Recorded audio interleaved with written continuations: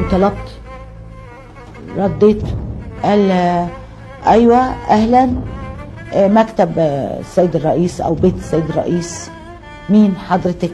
قلت له انا حرم دكتور المشات، عايزه اكلم السيد الرئيس. ممكن؟ قال ممكن. ضاع دمه هدرا، ولم يكرم أسرته بعد رحيله إلا الرئيس العراقي صدام حسين. دخلنا صالون وفي صالون تاني، وبعدين لقينا مكتب كبير وطالع من وراه السيد الرئيس صدام حسين.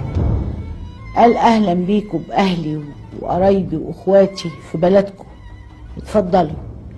جه على كنبه عريضه قعد في النص، وانا على اليمين ولميا على الشمال، وحط ايديه علينا زي النسر.